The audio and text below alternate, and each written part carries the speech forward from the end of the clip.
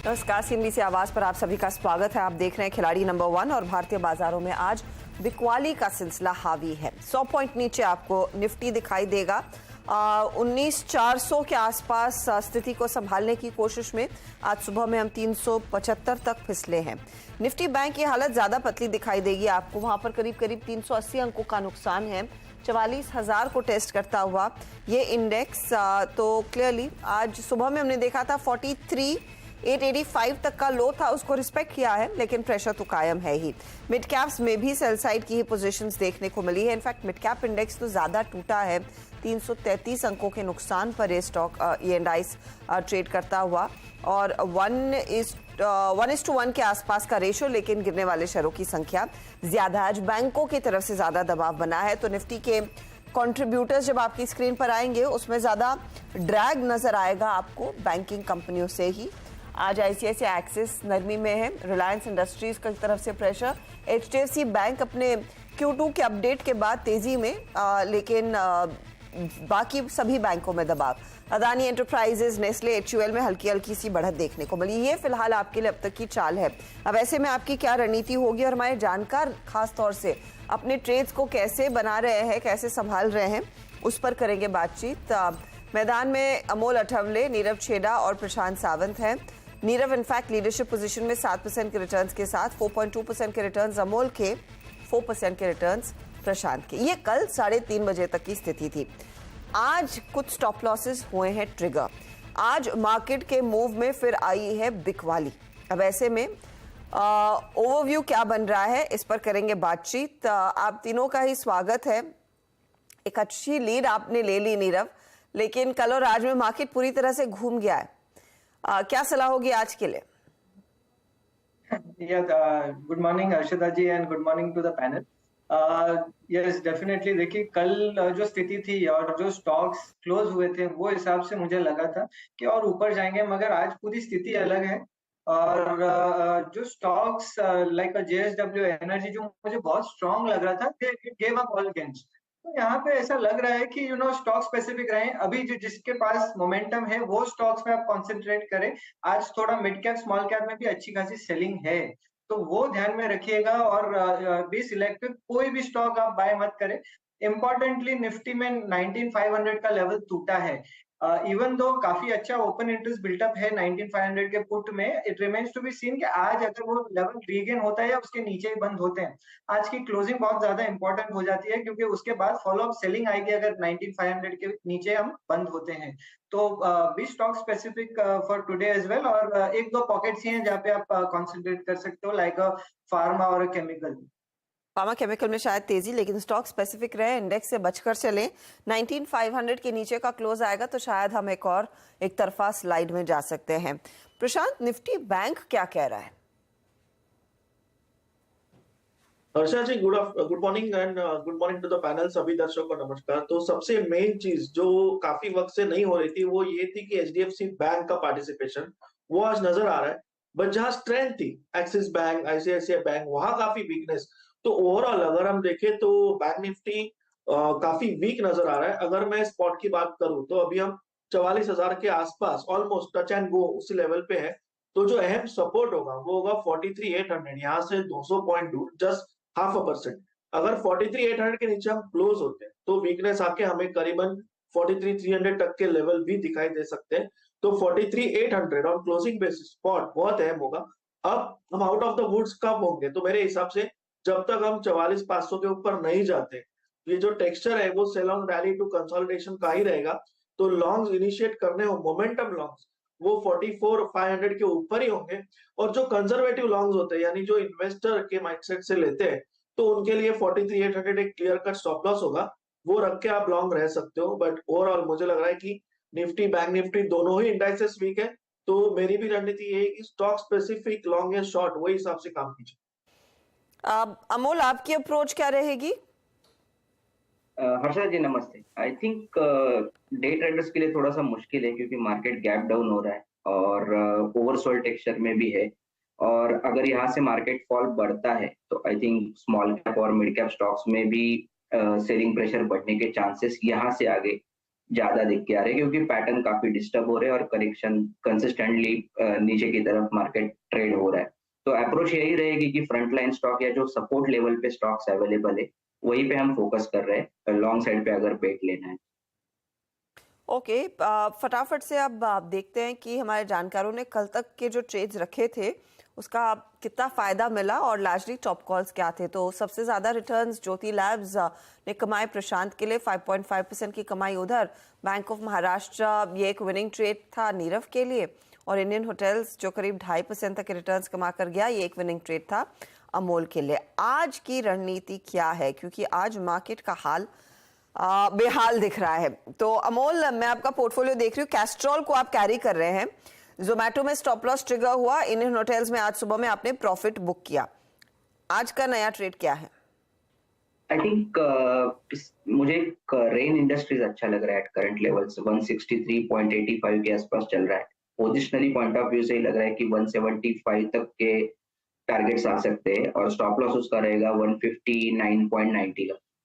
एक अच्छे supports level पे स्टॉक अवेलेबल है, near 200 days simple moving average के आसपास भी ट्रेड हो रहा है और एक करेक्शन पूरा करके स्टॉक बाउंस बैक के लिए प्रिपेयर हो रहा है। तो मुझे लगता है कि अगर यहाँ से टेक्निकल बाउंस बैक आता है मार्केट, तो ये स्टॉक्स में भी अच्छा खासा मोमेंटम आ सकता है। अब सॉरी, आपने टारगेट क्या मेंशन किया? रेन इंडस्ट्रीज टारगेट है 175 positional point of. Okay, positional trade रहेगा ये। रेन इंडस्ट्रीज 175 के टारगेट के लिए तेजी करे, स्टॉप लॉस आपका 159 रहेगा। नीरव, आपका मैं पोर्टफोलियो देख रही हूँ, आपने ज्यादातर अपने ट्रेड्स में प्रॉफिट बांध लिया है, 2 में एग्जिट किया। आज सुबह में बैंक ऑफ महाराष्ट्र में बुक किया करीब 51 के आसपास, JSW एनर्जी एग्जिट किया, KPR मिल एग्जिट किए हैं। नया ट्रेड क्या होगा आज के लिए? देखिए, मेरे हिसाब से दोनों में की आवाज आ नहीं रही है, मैं आपके पास लौटती हूँ, थोड़ा सा ऑडियो ब्रेक हो रहा है, तो we'll repatch it and come back to you. Prashant का पोर्टफोलियो देख लेते हैं। प्रशांत सिर्फ IRCTC के ट्रेड को दरअसल कर रहे हैं होल्ड। इनका आज ग्लेनमार्क फार्मा में स्टॉप लॉस ट्रिगर हुआ है। इत्तेफाक से फिच ने ग्लेनमार्क की रेटिंग BB पर बरकरार रखा है, आउटलुक स्टेबल रखा है, लेकिन स्टॉक आज दबाव में है, 2-2.5% नीचे इस समय। बताइए प्रशांत, आप क्या ऐड करेंगे? जी हर्षा जी, सबसे पहले ग्लेनमार्क में राय दूंगा कि अगर फिर से ये 840 के ऊपर निकल जाता है तो डेफिनेटली जो व्यूअर्स है वो पोजीशन बरकरार रख सकते हैं। ओवरऑल पैटर्न में स्ट्रेंथ है और ये कंफर्टेबली 880-900 के लेवल्स तक जा सकता है। जहां तक आज की बात है, ट्रेड की बात है, तो मैं फिलहाल जो फर्स्ट एडिशन करना चाहूंगा वो होगा fact, one of my favourites. ये करीबन 530-32 के जोन में ट्रेड कर रहा है। मेरा स्टॉप लॉस होगा 505 जो टारगेट मैं देख रहा हूँ वो होगा 600 का 600 का टारगेट और 505 का स्टॉप लॉस। फैक्ट आपके सामने 538 पर 1.1% ऊपर का अच्छी स्पाइक 537 इनफैक्ट डे हाई पर ट्रेड कर रहा है ये। चलिए, तो एक मौका अब यहाँ से 600 तक जाने का दिख रहा है। नीरव को जोड़ लेते हैं। नीरव, आपका पहला ट्रेड? पहला मेरा ट्रेड रहेगा PCBL पे 183.80 पे चल रहा है, बाय साइड का ट्रेड रहेगा। मेरे हिसाब से ये स्टॉक में बहुत बढ़िया एक 5 ईयरली ब्रेकआउट आया है 163 के ऊपर, उसके बाद आज ऑल टाइम हाइस के ऊपर गया है स्टॉक। मेरे हिसाब से इसमें अच्छा खासा रुझान आ सकता है और स्टॉक 210 तक जा सकता है, तो 210 का इसमें टारगेट रहेगा, 172 का स्टॉप लॉस रहेगा। 172 का स्टॉप लॉस, 210 का टारगेट। PCB यानी कि फिलिप्स कार्बन ब्लैक की बात हो रही है, 183 के आसपास वो स्टॉक ट्रेड करता हुआ। एक एक ट्रेड आप लोग जोड़ सकते हैं। नीरव, प्लान है इस समय या फिर बाजार को आप ज्यादा ऑब्जर्व करना चाहेंगे, सेकेंड हाफ में देंगे? नहीं, strategically I think second half में देना ज्यादा बेटर होगा, क्योंकि अगर वापस फॉलो अप सेलिंग आई तो प्रॉब्ली एक शॉर्ट का कॉल रखना जरूरी हो जाएगा। मोल?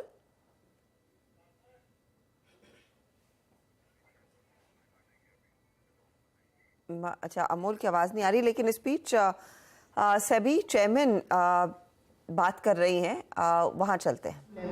Is this really burningly important to you? Now, 80% of the things may be burningly important, and we may say, and we will be able to, of course, quote chapter and verse and all the shanapanti that happens around it, and so many orders that we have passed. and say, sorry, we really do need it. But there could be occasions where it is possible to be more flexible. So, which is why that consultation process is important. Equally, if the industry sets a standard which is going in the opposite direction to the regulation, right? Regulation says go north and the standards are designed in a way to actually actively go south, then SEBI cannot endorse such a standard. So which is why that process of consultation is important. So over the last few months, we have set up numerous, on a pilot basis, numerous fora to look at implementation of industry standards. And that is something which we are keen as a strategy and as a part of our regulatory architecture itself. We are keen to take that forward. And so the role of the association will become more and more and more over time. And therefore, I don't know what the economics of this, of ARIA are, but I can only assure all the members that any contribution and membership fee that they ask of you is probably a good investment on your part.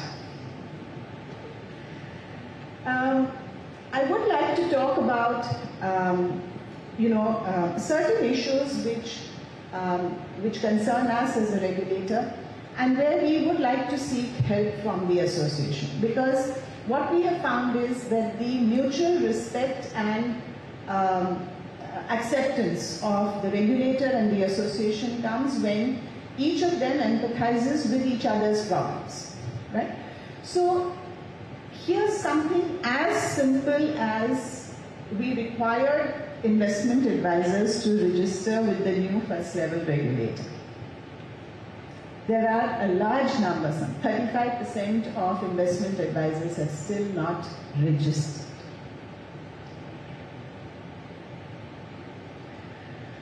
अब हम करें तो क्या करें?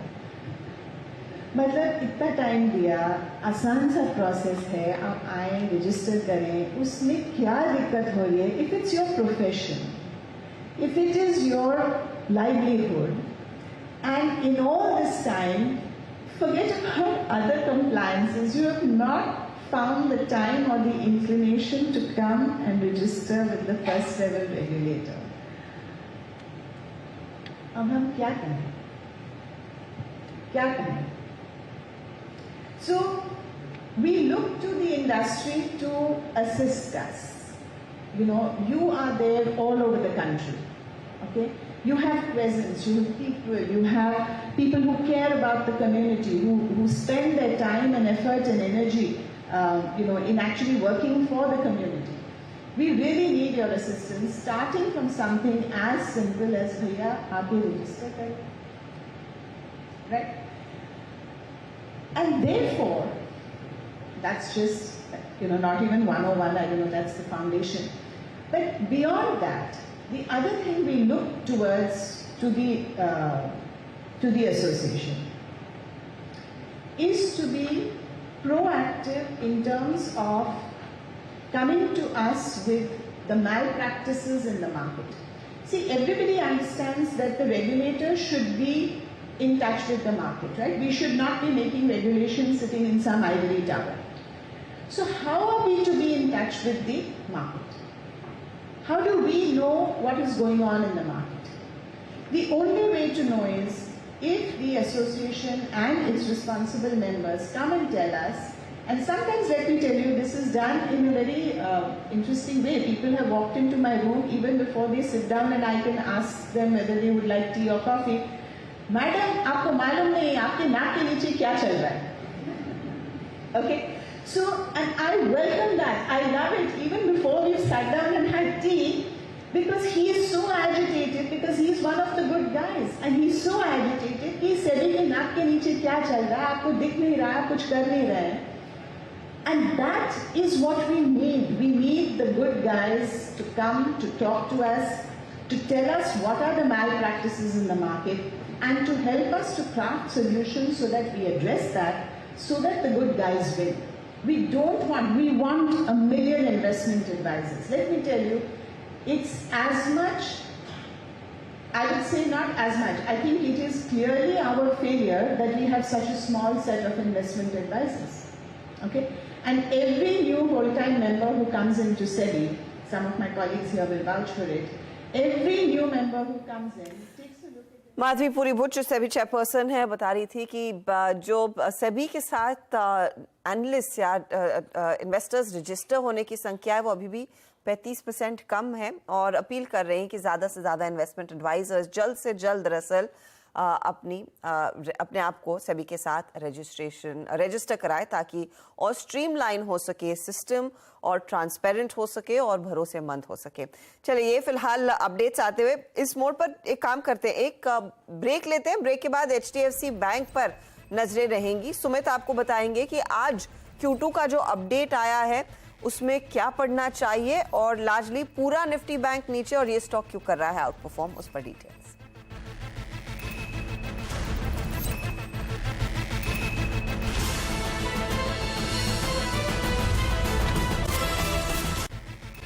आप देख रहे हैं खिलाड़ी नंबर 1। 400 अंकों का नुकसान निफ्टी बैंक में, लेकिन HDFC बैंक की स्ट्रेंथ जो है वो अब भी बरकरार है।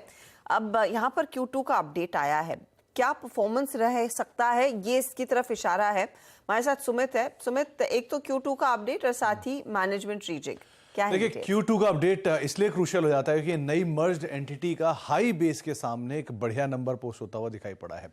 तो पहले वो नंबर आपकी स्क्रीन पर आएगा। डिपॉजिट ग्रोथ करीब 5.5% बढ़ी है, 21.73 लाख करोड़ का एक नंबर आया है। डिपॉजिट्स 20.63 लाख करोड़ के सामने 21.73 लाख है, तो बेस ही 20 लाख करोड़ का है और उसके सामने एक ग्रोथ आते हुए दिखाई पड़ी क्यू ऑन क्यू बेसिस पर।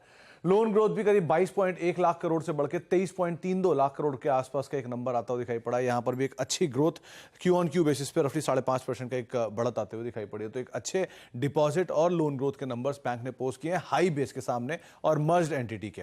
ये पहला ट्रिगर है। दूसरा ट्रिगर HDFC बैंक के अंदर एक रीस्ट्रक्चरिंग हुई है जो कल शाम को देर शाम को अपडेट आता हुआ दिखाई पड़ा है। कंपनी ने अपने रिटेल मॉर्गेज सेगमेंट के अंदर और नॉन मॉर्गेज सेगमेंट को अलग अलग बांटा है, सेग्रीगेट किया है और रिटेल सेगमेंट को और ज्यादा बेटर करने के लिए कंपनी ने कामकाज किया है, जिसमें अरविंद कपिल को कंपनी के मॉर्गेज सेगमेंट का कामकाज संभाला है। दरअसल कंपनी का जो मॉर्गेज सेगमेंट है उसके अंदर बैंक्स के जो मर्ज्ड होम लोन बिजनेस है, लोन अगेंस्ट प्रॉपर्टी बिजनेस है और HDFC का सेल्स बिजनेस है, इन तीनों को शामिल किया गया है। अरविंद वोरा साहब को रिटेल एसेट्स की जिम्मेदारी दी गई है। रिटेल एसेट्स के अंदर कंपनी के बाकी जो कामकाज है इसमें ऑटो और स्मॉल व्हीकल और व्हीकल सेगमेंट जो है उनके लोन की जिम्मेदारी भी वोरा साहब को दी गई है।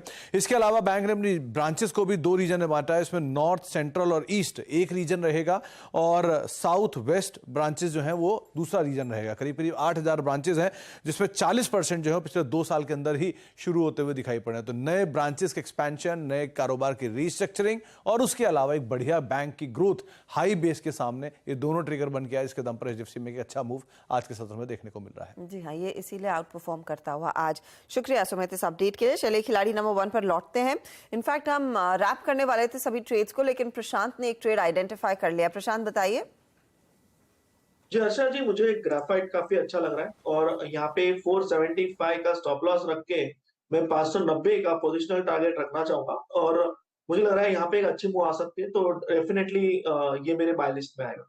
ओके, तो 475 का स्टॉप लॉस, 590 का टारगेट, ये है फिलहाल प्रशांत का नया ट्रेड। अमोल और नीरव दरअसल सेकेंड हाफ का करेंगे इंतजार। चलिए अब आपके सामने रखते हैं वो सभी ट्रेड्स जो हमारे जानकारों ने आइडेंटिफाई किए हैं। अमोल ने कैरी किया कैस्ट्रोल, 150 का टारगेट है। रेन इंडस्ट्रीज 175 के लिए जोड़ा, 159.90 आपके लिए स्टॉप लॉस के तौर पर काम करेगा। रिटर्न्स देखिए इस घंटे क्या बन रहे हैं। कैस्ट्रोल 0.22%, रेन इंडस्ट्रीज 1.5% जोड़ता हुआ। अब आते हैं अगले पोर्टफोलियो पर और ये है नीरव का। नीरव के पास एक जगह खाली है, एक ही स्टॉक जोड़ा। फिलिप्स कार्बन ब्लैक के साथ तेजी, 210 का टारगेट, 172 का स्टॉप लॉस और इस घंटे रिटर्न्स 0.27% का ड्रैग आ रहा है दरअसल इस स्टॉक की तरफ से।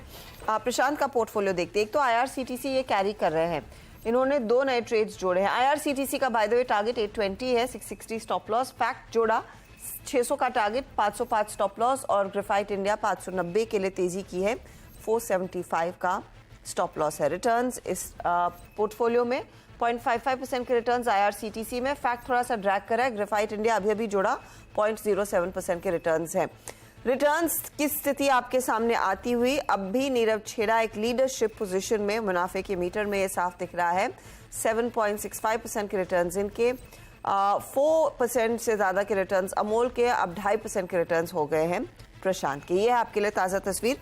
जो भी बदलाव होगा उसका अपडेट आपके लिए लेकर आएंगे हम 1 बजे मिड कैप मंत्र में, और of course social media handles पर भी वो सभी अपडेट्स हम दिन भर शेयर करते रहेंगे। लेंगे इजाजत, आगे ध्यान कमोडिटी मार्केट के एक्शन पर। नमस्कार।